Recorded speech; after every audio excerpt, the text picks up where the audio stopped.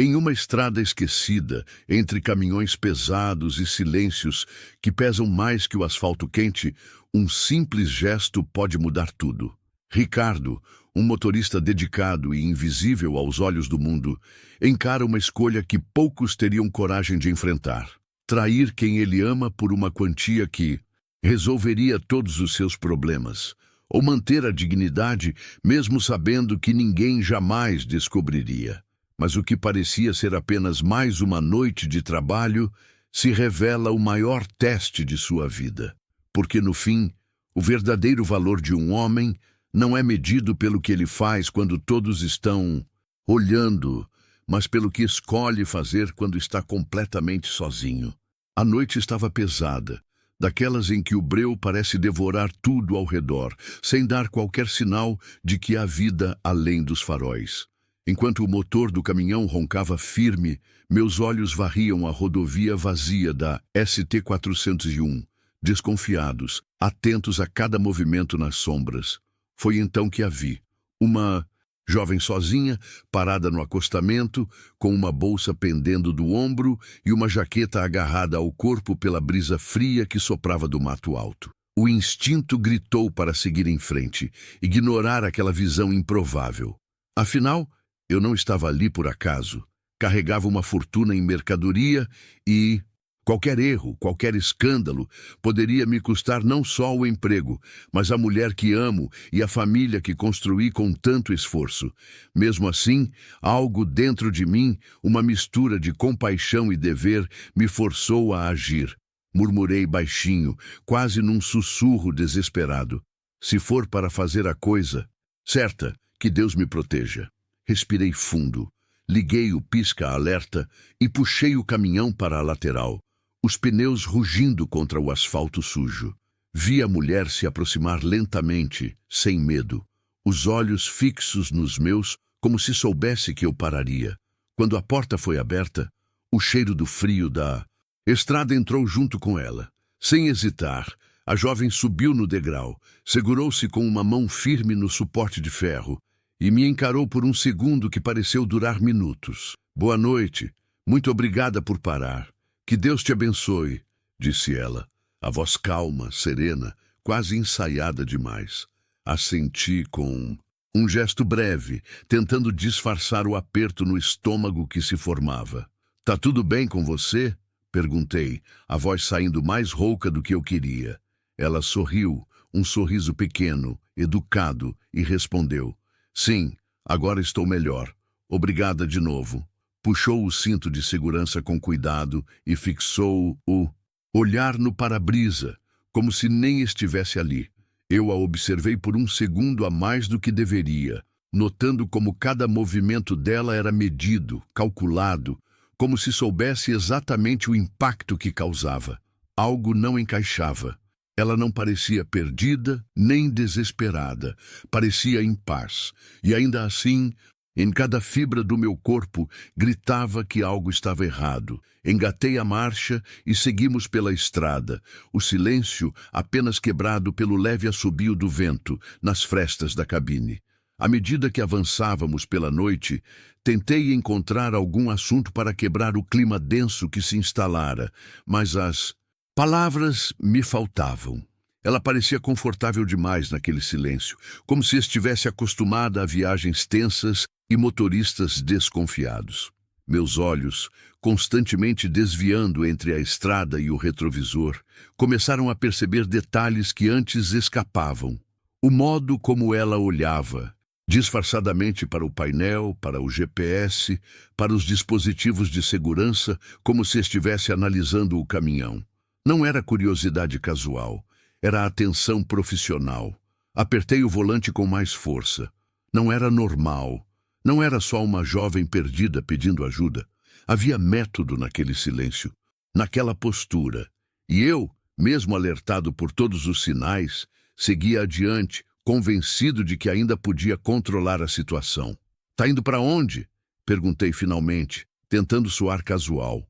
A resposta, seca e desconcertante, veio sem hesitação. Para onde você for. Um arrepio percorreu minha espinha inteira. A cabeça começou a fervilhar com possibilidades que eu preferia não enfrentar. Ainda assim, continuei dirigindo, como se pudesse, na força da ignorância, transformar aquela situação em algo comum. Durante cerca de 40 minutos seguimos assim. Eu fingindo não perceber a tensão, ela se comportando como se nada estivesse fora do normal. A estrada parecia não ter fim, apenas um manto escuro de breu e incerteza que nos envolvia. Foi então que, sem sequer me olhar, ela soltou a pergunta que mudou tudo. Você já pensou em mudar de vida, Ricardo? Eu reagi instantaneamente, como se tivesse levado um choque. O meu nome, soou da boca dela como uma sentença. Travei as mãos no volante, senti o suor brotar nas palmas. Como ela sabia meu nome? Quem era essa mulher? Olhei rapidamente para ela, que mantinha os olhos serenos voltados para a estrada, como se tivesse apenas comentado o tempo. Tudo dentro de mim queria frear o caminhão e exigir respostas, mas a prudência gritou mais alto. Não naquele lugar, não daquela forma. O silêncio virou um terceiro passageiro entre nós. Eu precisava manter a cabeça fria, precisava chegar a um lugar seguro, mas algo me dizia que, fosse qual fosse o próximo movimento, minha vida já tinha mudado no momento em que liguei o pisca-alerta. Tentei encontrar alguma explicação lógica para ela saber meu nome. Talvez tivesse visto o crachá de identificação no painel. Talvez fosse conhecida de algum colega. As desculpas vinham rápidas, desesperadas, mas nenhuma parecia suficiente. A única certeza que eu tinha era que ela sabia mais sobre mim do que qualquer estranho deveria saber. Como você sabe meu nome? Arrisquei, a voz baixa, controlada. Ela sorriu, um sorriso pequeno, quase irônico, e respondeu: eu sei muitas coisas sobre você. O tom era de quem tinha todo o tempo do mundo e nenhuma pressa em revelar seus segredos. Meu coração batia forte, pesado, como se a qualquer momento o mundo desabasse dentro da cabine do caminhão. E talvez desabasse mesmo. Eu só não sabia ainda que aquela noite não era apenas um desvio. No meu trajeto, era a encruzilhada que definiria tudo o que viria depois. O barulho do envelope batendo contra o painel soou como um trovão dentro da cabine silenciosa. Meu coração acelerou na mesma hora e, instintivamente, meus olhos se fixaram naquele objeto que parecia irradiar uma energia pesada, quase maligna. Ela manteve a mão sobre o envelope por alguns segundos, como se me desafiasse a tocá-lo, como se dissesse sem palavras que ali estava a chave para uma nova vida, ou o começo de uma condenação. Aqui tem o suficiente para você largar tudo, disse ela, sem elevar a voz, mas com uma certeza que me fez estremecer. Tentei disfarçar, mantendo as mãos firmes no volante, mas o suor que brotava nas minhas palmas denunciava o pânico que começava a se instalar. Minha mente, como um cavalo desgovernado, já corria solta. Imaginei o terreno que tanto sonhei em comprar, a casa térrea para a Lúcia e nossos 2 filhos, as dívidas que me tiravam o sono sendo pagas de uma vez. Tentei afastar essas imagens, tentei me agarrar ao que era certo, mas aquele envelope parecia sussurrar que tudo aquilo que eu sempre desejei estava finalmente ao meu alcance. Bastava estender a mão. Ela, vendo meu silêncio, achou que era um bom sinal e avançou ainda mais. É simples, Ricardo. Você liga para a empresa daqui a 1 hora, diz que foi assaltado, ninguém vai te culpar, ninguém vai desconfiar, as câmeras da estrada são falhas nesse trecho, o rastreador vai ser desligado por nós no momento certo, tudo pensado para você sair como vítima. A calma com que ela explicava o plano era pior do que gritar ou ameaçar. Era fria, metódica, ensaiada. Aquilo não era a primeira vez que faziam. Engolia em seco, desviando o olhar para a estrada escura, como se buscasse lá fora alguma âncora para segurar minha sanidade. 850 mil olhos, Ricardo, em dinheiro vivo, sem bancos, sem rastros, sem riscos. Você nunca mais vai precisar rodar madrugada adentro por um salário que mal paga as contas. O tom dela era quase gentil, quase cúmplice, como se estivesse me oferecendo uma redenção e não uma sentença. O cheiro do dinheiro parecia já encher o ar da cabine, misturado ao cheiro do diesel e do estofado velho do banco. A tentação era palpável, e o pior de tudo era que, no fundo, uma parte de mim queria acreditar que poderia sair impune. Por alguns minutos, eu não disse nada. Apenas dirigi, sentindo o caminhão como uma extensão do meu próprio corpo, pesado e lento. O envelope parecia pesar mais a cada quilômetro, como se a simples presença dele ali drenasse minha força de vontade. Vi flashes de uma vida confortável. Vi a expressão da Lúcia quando ganhássemos a caminhonete que ela sempre quis. Vi meus filhos brincando no quintal do terreno que eu nunca tive coragem de comprar. E ainda assim, no meio dessas imagens doces, surgia outra visão, a do olhar decepcionado da minha esposa quando soubesse. A vergonha de não conseguir encarar meus filhos, o peso de viver sabendo que tinha me vendido. Era isso que a mulher na cabine não entendia. Ou talvez entendesse bem demais. Ela cruzou as pernas com naturalidade, recostando-se no banco como se já tivesse certeza da minha decisão. Você já trabalhou demais, Ricardo. Já se sacrificou demais. Agora é a sua vez de ganhar algo em troca, disse ela, quase em tom de consolo. Mas suas palavras, em vez de aliviar, cravaram-se como punhais no que restava da minha consciência. Eu respirei fundo e, por um momento, considerei a covardia. Bastaria um gesto, esticar a mão, aceitar o plano, transformar uma mentira bem contada em liberdade. Talvez ninguém jamais descobrisse. Talvez eu conseguisse viver com isso. Mas naquele instante, mais forte que o cheiro do dinheiro, mais forte que a promessa de uma vida fácil, veio o som da risada dos meus filhos ecoando na memória. E eu soube que, se aceitasse, perderia algo que dinheiro nenhum poderia comprar. O direito de olhar para eles sem vergonha, sem culpa. Girei o volante com força e puxei o caminhão para o acostamento. A mulher, percebendo o movimento brusco, arregalou os olhos, mas não disse nada. Pisei no freio com decisão. Os pneus chiaram contra o asfalto e, antes mesmo de o caminhão parar completamente, olhei para ela e disse com a voz firme e sem espaço para negociação: desce! Ela hesitou, tentando manter a calma. Ricardo, você não está pensando direito. Você está jogando fora uma oportunidade que não vai voltar. Ignorei. Abri a porta, fazendo o ar frio da noite invadir a cabine, um corte de realidade naquela atmosfera sufocante. Ela permaneceu sentada por alguns segundos, como se acreditasse que eu ainda mudaria de ideia. Quando viu que não haveria volta, pegou o envelope com raiva contida, apertando-o contra o peito. Você não tem ideia do que está fazendo, sussurrou entre dentes. Não respondi, apenas esperei. Ela desceu, os pés tocando o chão com um estalo seco. Ficou ali, parada, me olhando com uma expressão difícil de decifrar. Era ódio, era decepção, era talvez até respeito. Não importava. Sem dar tempo para mais palavras, puxei a porta, engatei a marcha e voltei à estrada, deixando-a para trás. Uma silhueta perdida no acostamento. Não olhei para o retrovisor. Não queria ver, não queria duvidar.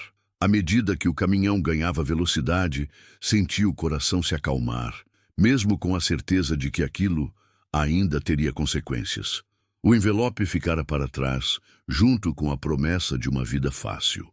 Mas eu sabia que carregava algo infinitamente mais valioso, a certeza de ter escolhido ser o homem que meus filhos pensavam que eu era. E naquela noite, mesmo sem aplausos, mesmo sem testemunhas, eu sabia que tinha vencido a maior batalha da minha vida.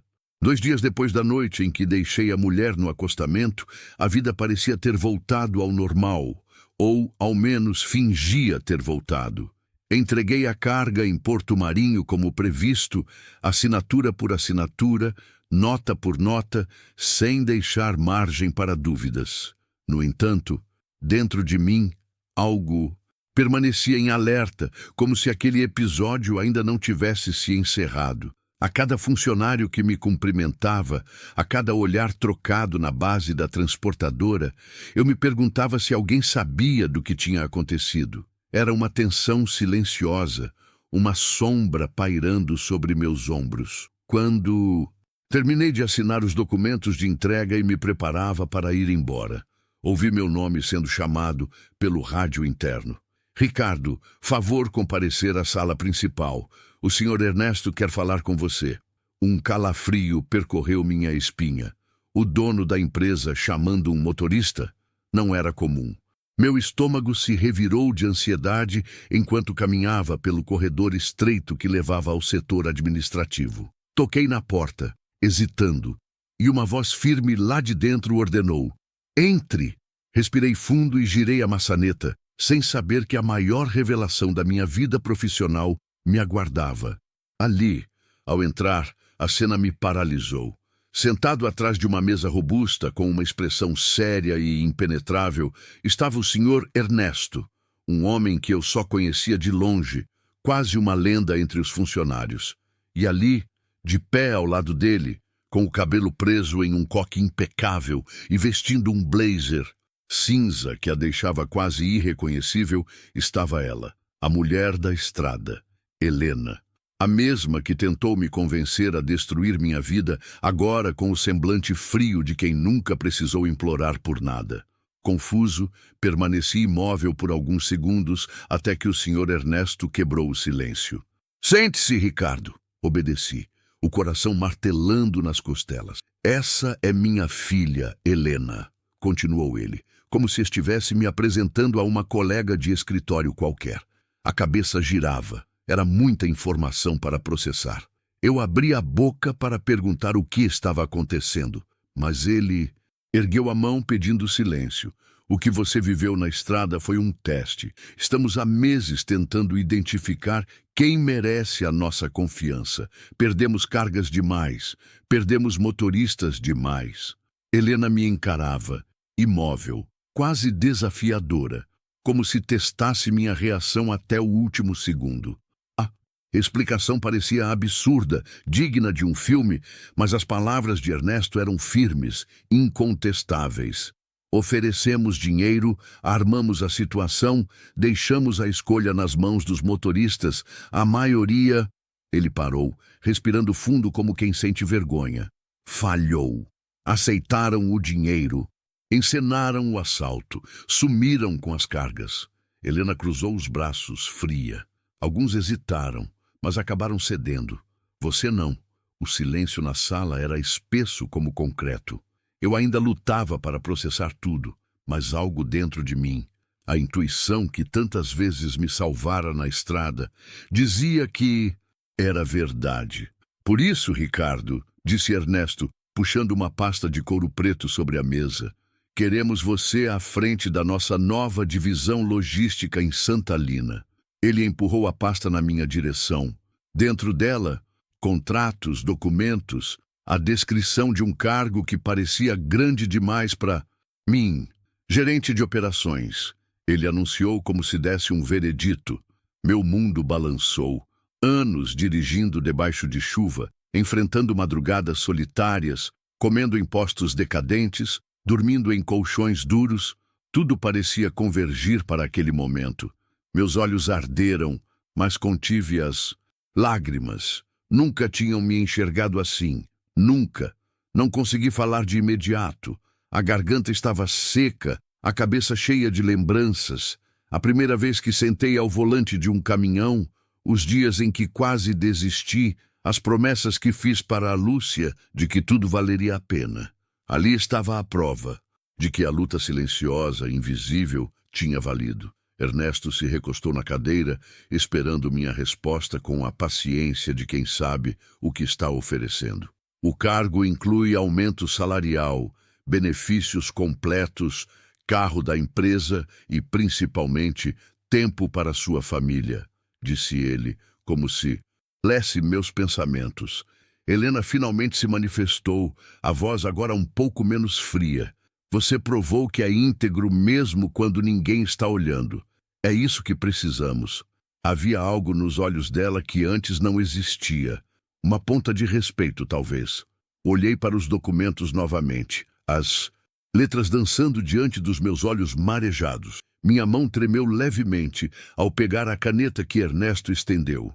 Respirei fundo, lembrando de cada noite passada longe de casa, de cada aniversário perdido, de cada lágrima escondida.